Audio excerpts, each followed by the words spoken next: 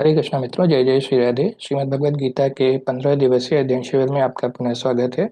आज हम अध्याय 12 और अध्याय 13 का संक्षिप्त अध्ययन करेंगे।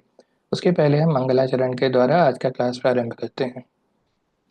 ओम अज्ञानतिमिरन्धस्य ज्ञानाञ्जनशलाकया चक्षुरुन्मिलितं येन तस्मै श्रीगुरुवे नमः।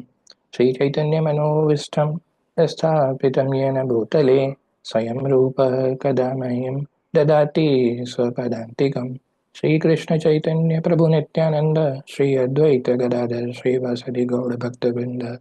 हरे कृष्णा कृष्ण कृष्ण हरे हरे, हरे राम राम राम हरे हरे। श्रीमद् भगवद गीता की जय। आज हम अध्याय 12 और अध्याय 13 का संक्षिप्त अध्ययन करेंगे। अध्याय 12 जिसे कि भक्ति योग के नाम से भी जाना जाता है। इसमें कृष्ण के शुद्ध प्रेम को प्राप्त करने का सबसे सुगम और सर्वोच्च साधन भक्ति योग है। इस परम पथ का अनुसरण करने वाले व्यक्तियों में दिव्य गुण उत्पन्न हो जाते हैं। इसमें भक्ति की प्रधानता, उसके वर्चस्व और बाकी सभी योगों के कंपैरिजन में प्रमुखता का वर्णन किया गया है। आइए अध्याय 12 का अध्ययन करते हैं। इसका प्रारंभ होता है जब भी अर्जुन भगवान श्री कृष्ण से पूछते हैं कि जो आपकी सेवा में सदैव तत्पर रहते हैं या जो व्यक्ति निर्विशेष ब्रह्म की पूजा करते हैं, इन दोनों में से किसे अधिक पूर्ण माना गया है। तो भगवान उन्हें बताते हैं कि जो लोग अपने मन को मेरे साकार रूप में एकाग्र करते हैं और अत्यंत श्रद्धा पूर्वक मेरी पूजा करने में सदैव लगे रहते हैं, वे मेरे द्वारा परम सिद्ध माने जाते हैं। तो इसमें साकार और निराकार रूपों के बारे में चर्चा की गई है। भक्ति योग बुद्धि योग के बीच में कंपैरिजन किया गया है और श्रेष्ठ क्या है इसकी चर्चा की गई है। आइए श्लोक संख्या 12.5 पे चलते हैं, जो कि एक बहुत ही इंपॉर्टेंट श्लोक है। इसमें भगवान कह रहे हैं, क्लेशो अधिक तरस्ते शाम अव्यक्ता सक्त चेतसाम अव्यक्ता ही गतिर दुखम देह वद्भिर वाप्यते। भगवान कह रहे हैं कि जिन लोगों के मन परमेश्वर के अव्यक्त निराकार स्वरूप के प्रति आसक्त हैं, उनके लिए प्रगति कर पाना अत्यंत ही कष्टप्रद है। देहधारियों के लिए उस क्षेत्र में प्रगति कर पाना सदैव दुष्कर होता है। तो भगवान कहते हैं कि जो लोग निराकारवादी हैं, जो निराकार ब्रह्म की उपासना करते हैं, उनके लिए भक्ति के मार्ग में आगे बढ़ना मुश्किल काम होता है। परंतु जो भगवान के साकार रूप श्याम सुंदर रूप का चिंतन मनन स्मरण करते हैं, उसकी पूजा करते हैं, उनका भक्ति के मार्ग में आगे बढ़ना बहुत ही आसान काम हो जाता है। भगवान कह रहे हैं कि आध्यात्मवादियों का समूह जो परमेश्वर के अचिंत्य अव्यक्त निराकार स्वरूप के पथ का अनुसरण करता है, ज्ञान योगी कहलाता है। और जो व्यक्ति भगवान की भक्ति में रत रहकर पूर्ण कृष्ण भावनामृत में रहते हैं, वे भक्ति योगी कहलाते हैं। यहाँ पर ज्ञान योग तथा भक्ति योग में निश्चित अंतर बताया गया है। ज्ञान योग का पथ यद्यपि मनुष्य को उसी लक्ष्य तक पहुंचाता है, किंतु है अत्यंत ही कष्टकर। जबकि भक्ति योग भगवान की प्रत्यक्ष सेवा होने का कारण सुगम है और देहधारी के लिए स्वाभाविक भी है। अतः हमें निराकार ब्रह्म की उपासना की जगह भगवान के साकार श्याम सुंदर रूप का स्मरण चिंतन और भक्ति करनी चाहिए, जिससे हमें शीघ्र अतिशीघ्र भगवान के श्री चरणों में स्थान प्राप्त हो सके। आइए अगला श्लोक देखते हैं 12.8। मयि एव मन आधत्य मयि बुद्धिं निवेशय निवसिष्यसि मयि एव अत ऊर्ध्वं न संशयः। भगवान कह रहे हैं कि मुझ भगवान में अपने चित्त को स्थिर करो और अपनी सारी बुद्धि मुझ में लगाओ। इस प्रकार तुम निसंदेह मुझ में सदैव वास करोगे। भगवान कह रहे हैं कि जब भक्त हरे कृष्ण महामंत्र का कीर्तन करता है, तो कृष्ण तथा उसकी अंतरंगा शक्ति भगवान की जिह्वा पर नाचने लगते हैं। जब वह कृष्ण को भोग चढ़ाता है, तो कृष्ण प्रत्यक्ष रूप से उसे ग्रहण करते हैं और इस प्रकार भक्त इस भगवान के जूठन, भगवान का जो प्रसाद है, उसे खा करके कृष्णमय हो जाता है। जो इस प्रकार सेवा में नहीं लगता, वह नहीं समझ पाता कि यह सब कैसे होता है। यद्यपि भगवत गीता तथा अन्य वैदिक ग्रंथों में इस विधि की संस्तुति की गई है। अतः जैसा भगवान इस श्लोक में कह रहे हैं कि अपने चित्त को स्थिर करो और अपनी सारी बुद्धि मुझ में लगाओ, इस प्रकार तुम निस्संदेह मुझ में सदैव वास करोगे।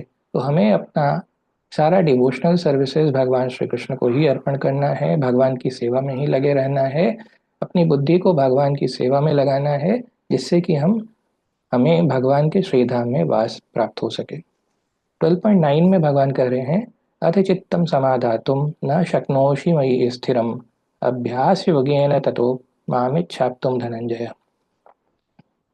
भगवान कह रहे हैं कि हे अर्जुन, हे धनंजय, यदि तुम अपने चित्त को अविचल भाव से मुझ पर स्थिर नहीं कर सकते तो तुम भक्ति योग के विधि विधानों का पालन करो। इस प्रकार तुम मुझे प्राप्त करने की चाह उत्पन्न करो। अभी बहुत सारे लोग हैं जो कि फुल टाइम डिवोशनल सर्विसेज में नहीं लग पाते हैं, अपने चित्त को भगवान पर स्थिर नहीं कर पाते हैं।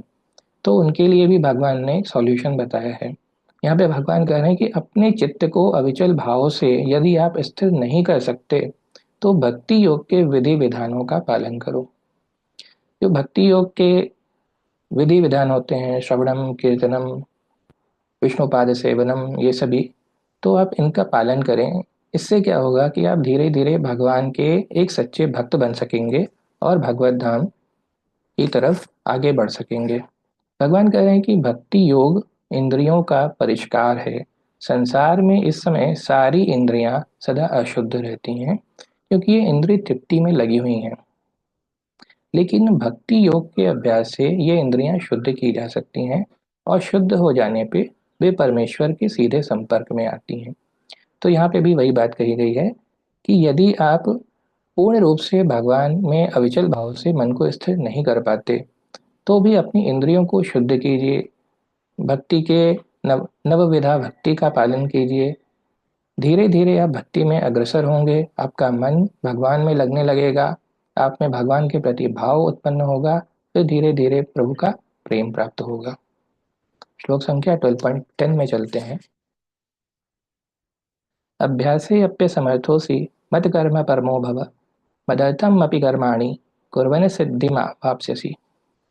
भगवान कह रहे हैं यदि तुम भक्ति योग के विधि विधानों का भी अभ्यास नहीं कर सकते, अभी कुछ लोग हैं जो कि जो सिंपल विधि विधान हैं, श्रवणम कीर्तनम, ये सब भी नहीं कर पाते हैं, तो उनके लिए भी भगवान कुछ संदेश दे रहे हैं। तो मेरे लिए कर्म करने का प्रयत्न करो। तो हमें कृष्ण कॉन्शियस एक्टिविटीज करनी है, भगवान के लिए काम करना है, क्योंकि मेरे लिए कर्म करने से तुम पूर्ण अवस्था को प्राप्त होगे। तो यहाँ पे भगवान ने ये सॉल्यूशन भी दे दिया कि अगर आप नवविधा भक्ति जैसी चीज़ें हैं, बेसिक चीज़ें हैं, उनका भी पालन नहीं कर पा रहे हैं, श्रवणम कीर्तनम विष्णुपाद सेवनम जैसी चीज़ें भी आप नहीं कर पा रहे हैं, तो क्या करें? तो हम भगवान के लिए काम करें। हम जो भी काम करें उसमें भगवान को सेंटर में रख करके सब कुछ भगवान के लिए कर रहे हैं ऐसा समझ करके काम करें। भगवान कह रहे हैं कि भले ही कोई भक्ति योग के विधि विधानों का प्रत्यक्ष रूप से अभ्यास न कर सके तो उसे ऐसे कार्य में सहायता देने का प्रयत्न करना चाहिए। अगर आप खुद कृष्ण कॉन्शियस नहीं हो पा रहे हैं उतने, शुरू में होती है प्रॉब्लम, तो आप जो लोग, जो संस्थाएं, जो लोग, जो ब्रह्मचारी कृष्ण कॉन्शियस हैं, जो लोग भक्ति का प्रचार कर रहे हैं, उन्हें सहयोग देने का, उनकी सहायता करने का, किस प्रकार करने का वो भी लिखा है। प्रत्येक प्रकार के प्रयास में भूमि, पूंजी, संगठन तथा श्रम की आवश्यकता होती है। जिस प्रकार किसी भी व्यापार में रहने के लिए स्थान, उपयोग के लिए कुछ पूंजी, कुछ श्रम तथा विस्तार करने के लिए कुछ संगठन चाहिए, उसी प्रकार कृष्ण सेवा के लिए भी इनकी आवश्यकता होती है। तो इस तरह के जो संगठन हैं, आप वहाँ पर सेवा करके अपना मन कृष्ण में लगा सकते हैं और इस प्रकार भगवत भक्ति में आगे बढ़ सकते हैं। आइए अभी अध्याय 13 के कुछ प्रमुख श्लोकों का अध्ययन करते हैं। 13 में हम अध्ययन करेंगे श्लोक संख्या 8 और 9। श्लोक संख्या 8 और 9 का हम अध्ययन करेंगे, जिसमें कि कहा गया है, अमानित्वा अमानित्वम दिम्ब दम्भित्वम हिंसा शांतिर्राजवम आचार्योपासनम शौचम स्थैर्यमात्मविनिग्रह इन्द्रियार्थेषु वैराग्यम अहंकार एव च जन्म मृत्यु जरा व्याधि दुख दोषानुदर्शनम। तो ये अध्याय 13, जिसे कि प्रकृति, पुरुष तथा चेतना के नाम से भी जाना जाता है, इस अध्याय का प्रारंभ आइए हम इसका थोड़ा सा बिगनिंग भी देख लेते हैं कि अध्याय 13 किस प्रकार से प्रारंभ होता है। प्रकृति, पुरुष तथा चेतना। यहाँ पे अर्जुन भगवान से पूछ रहे हैं कि हे कृष्ण, मैं प्रकृति एवं भोक्ता, क्षेत्र एवं क्षेत्रज्ञ तथा ज्ञान एवं ज्ञेय के विषय में जानने का इच्छुक हूँ। तो भगवान इन्हें कहते हैं कि हे कुंती पुत्र, यह शरीर क्षेत्र कहलाता है और इस क्षेत्र को जानने वाला क्षेत्रज्ञ है। भगवान कह रहे हैं कि तुम्हें ज्ञात होना चाहिए कि मैं भी समस्त शरीरों में ज्ञाता भी हूँ और इस शरीर तथा इसके ज्ञाता को जान लेना ज्ञान कहलाता है, ऐसा मेरा मत है। भगवान इसके बारे में फर्दर बता रहे हैं कि अब तुम मुझसे यह सब संक्षेप में सुनो कि कर्म क्षेत्र क्या है, यह किस प्रकार बना है, इसमें क्या परिवर्तन होते हैं, यह कहाँ से उत्पन्न होता है, इस कर्म क्षेत्र को जानने वाला कौन है और उसके क्या प्रभाव हैं। विभिन्न वैदिक ग्रंथों में विशेष विभिन्न ऋषियों ने कार्यकलापों के क्षेत्र तथा उन कार्यकलापों के ज्ञाता के ज्ञान का वर्णन किया है। इसे विशेष रूप से वेदांत सूत्र में कार्य कारण के समस्त तर्क समेत प्रस्तुत किया गया है। भगवान बता रहे हैं कि पंच महाभूत, अहंकार, बुद्धि, अव्यक्त, तीनों गुणों की यह प्रकट अवस्था, दसों इंद्रियों तथा मन, पांच इंद्रिय विषय, इच्छा, द्वेष, सुख दुख, संघात, जीवन के लक्षण तथा धैर्य, इन सबको संक्षेप में कर्म का क्षेत्र और उसकी अंतः क्रियाएं कहा जाता है। अभी यहाँ पे जो है ऐसा आप स्लाइड पे देख सकते हैं, बहुत इंपॉर्टेंट श्लोक है 13.8 एंड 9। तो यहाँ पे उन गुणों के बारे में बताया गया है जिसे जिसे कि ज्ञान कहा जाता है।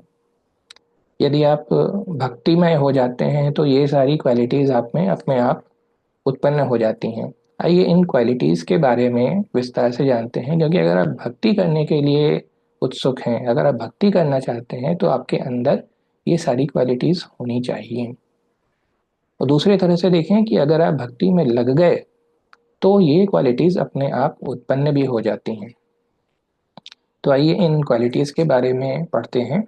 विनम्रता, दम्भहीनता, अहिंसा, सहिष्णुता, सरलता, प्रामाणिक गुरु के पास जाना, पवित्रता, स्थिरता, आत्मसंयम, इंद्रिय तृप्ति के विषयों का परित्याग, अहंकार का अभाव, जन्म मृत्यु, वृद्धावस्था तथा रोग के दोषों की अनुभूति, वैराग्य, संतान, स्त्री, घर तथा अन्य वस्तुओं की ममता से मुक्ति, अच्छी तथा बुरी घटनाओं के प्रति समभाव, मेरे प्रति निरंतर अनन्य भक्ति, एकांत स्थान में रहने की इच्छा, जन समूह से विलगाव, आत्म साक्षात्कार की महत्ता को स्वीकारना तथा परम सत्य की दार्शनिक खोज। भगवान कह रहे हैं कि इन सबको मैं ज्ञान घोषित करता हूँ और इसके अतिरिक्त जो भी है वह सब अज्ञान है। तो ये सारी क्वालिटीज अगर आपके अंदर उत्पन्न हो रही हैं तो आप भक्ति के लिए पूरी तरह से तैयार हैं, क्योंकि जिसने भक्ति की अवस्था प्राप्त कर ली है उसमें ज्ञान के ये सारे गुण ऑटोमेटिकली विकसित हो जाते हैं। आइए इनमें बहुत सारे टर्म्स यूज किए गए हैं। विनम्रता, दम्भहीनता, अहिंसा, सहिष्णुता, सरलता। इनमें से कुछ वर्ड्स हैं जिनका कि शास्त्रों के मुताबिक कुछ स्पेसिफिक मीनिंग है। तो आइए थोड़ा सा हम संक्षिप्त रूप में उन शब्दों पर फोकस करते हैं। जैसे अहिंसा का सामान्य अर्थ होता है वध न करना या शरीर को नष्ट न करना, लिया जाता है, लेकिन अहिंसा का वास्तविक अर्थ होता है अन्यों को विपत्ति में न डालना। अभी जैसे यहाँ पे वर्ड यूज किया गया है सहिष्णुता, तो सहिष्णुता का अर्थ है कि मनुष्य अन्यों द्वारा किए गए अपमान तथा तिरस्कार को सहे।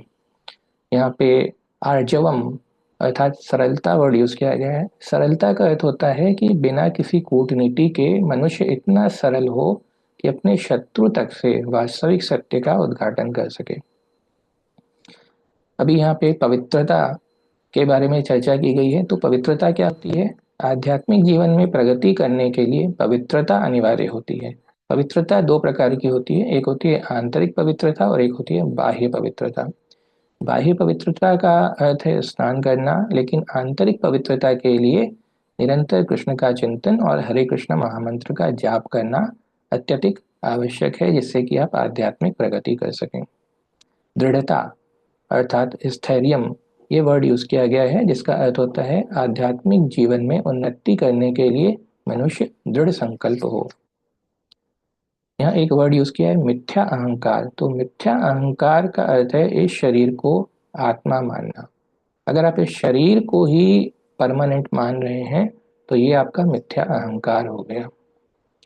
और जहाँ तक संतान, पत्नी तथा घर से विरक्ति की बात कही गई है तो इसका अर्थ ये बिल्कुल नहीं है कि उनके लिए कोई भावना ना हो, बल्कि ये सब तो स्नेह की प्राकृतिक वस्तुएं हैं, लेकिन जब ये आध्यात्मिक उन्नति के अनुकूल ना हो तो इनके प्रति आसक्त नहीं होना चाहिए। तो इस प्रकार से हम देखते हैं कि भगवान ने इन सभी विशिष्ट लक्षणों के बारे में चर्चा की है जो कि अति आवश्यक हैं अगर आप भक्ति में आगे बढ़ना चाहते हैं। श्लोक संख्या 13.21 और 13.22 एंड 13.23।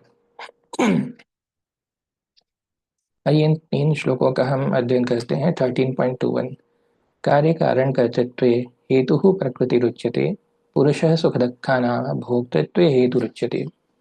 इस श्लोक में भगवान कह रहे हैं कि प्रकृति समस्त भौतिक कारणों तथा कार्यों की हेतु कही जाती है और जीव इस संसार में विविध सुख दुख के भोग का कारण कहा जाता है।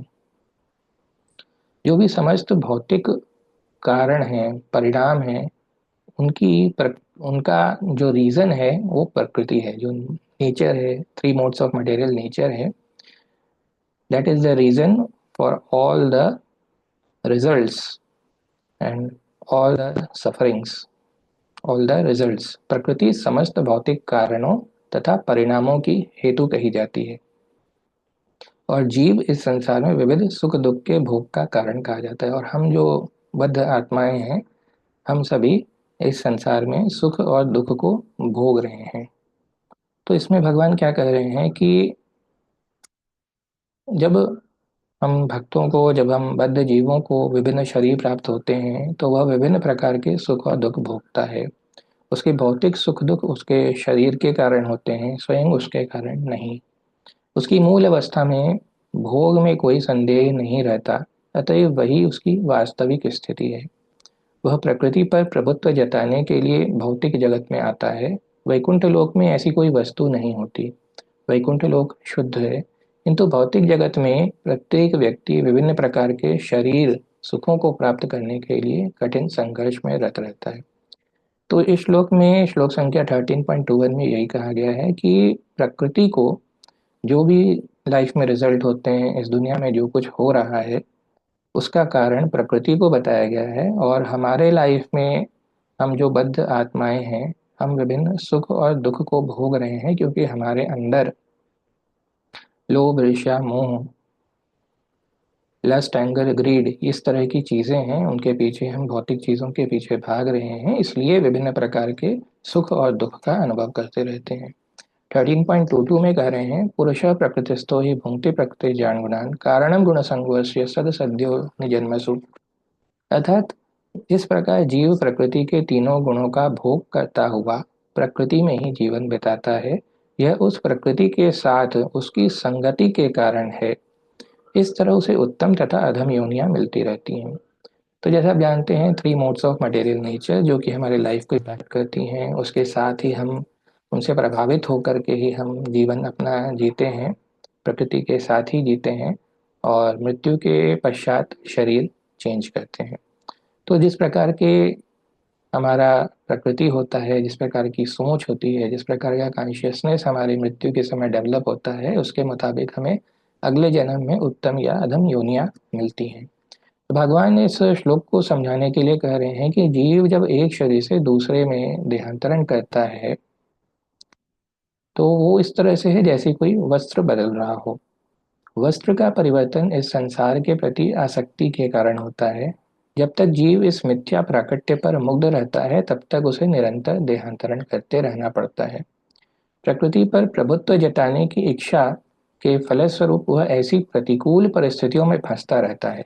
भौतिक इच्छा के वशीभूत हो उसे कभी देवता के रूप में, कभी मनुष्य के रूप में, कभी पशु पक्षी कीड़े जल जंतु, कभी कभी संत महापुरुष, तो कभी कभी खटमल या कीड़ों के रूप में भी जन्म लेना पड़ता है। ये क्रम चलता रहता है और प्रत्येक परिस्थिति में जीव अपने को परिस्थितियों का स्वामी मानता है, जबकि वह प्रकृति के वश में रहता है। तो हम जब भी इस धराधाम पे आते हैं, शरीर धारण करते हैं, तो हमें लगता है कि ये हमारे कारण हुआ है, जबकि एक्चुअल में ये सारा कुछ घटनाएं प्रकृति के कारण होती हैं, three modes of material nature के कारण होती हैं। अतः यदि हम अपने मन को, अपने कॉन्शियसनेस को भगवान में लगाएंगे, तो मृत्यु के पश्चात हम डेफिनेटली भगवान के धाम जाएंगे। हमें वापस शरीर धारण नहीं करना पड़ेगा। श्लोक संख्या 13.23 में कहते हैं, उपद्रष्टानुमंता च भर्ता भक्ता महेश्वरः परमात्मेति चाप्युक्तो देहे अस्मिन् पुरुषः परः। भगवान कह रहे हैं कि तो भी इस शरीर में एक अन्य दिव्य भोक्ता है जो ईश्वर है, परम स्वामी है और साक्षी तथा अनुमति देने वाले के रूप में विद्यमान है, और जो परमात्मा कहलाता है। तो तीन चीजें होती हैं, आत्मा, परमात्मा और भगवान। हमारे शरीर में हृदय क्षेत्र में आत्मा और परमात्मा का वास होता है। यहाँ पे जो परमात्मा है वो एक दृष्टा का काम करती है, आपके जो भी कार्यकलाप होते हैं उसको वो देखती रहती है, और वास्तविक भोक्ता होती है। आत्मा से ऊपर परमात्मा होती है और परमात्मा के ऊपर भगवान होते हैं। तो श्लोक में कह रहे हैं कि इस शरीर में एक अन्य दिव्य भोक्ता है जो ईश्वर है, परम स्वामी है और साक्षी तथा अनुमति देने वाले के रूप में विद्यमान है। तो ये जो परमात्मा है ये साक्षी होती है, वो देख रही है कि आप कौन कौन से क्रियाकलाप कर रहे हैं, कौन कौन से पाप और पुण्य कर रहे हैं। अभी जो ये बद्ध जीव है, जो आत्मा है, उसमें विभिन्न प्रकार की इच्छाएं होती हैं, मोटिवेशंस होते हैं, टारगेट्स होते हैं, वो अचीव करना चाहता है, पुरुषार्थ करना चाहता है। परंतु उसकी अनुमति कौन देता है? उसकी अनुमति परमात्मा देते हैं। यहाँ पे लिखा है अनुमति देने वाले के रूप में विद्यमान है। तो परमात्मा हमारे हृदय में वो हमारे जो भी डिजायर्स होते हैं उसको सैंक्शन करने का काम परमात्मा करते हैं, और परमात्मा के ऊपर भगवान होते हैं। श्लोक संख्या 13.28 जो कि इस अध्याय का लास्ट श्लोक है, उस पे चलते हैं।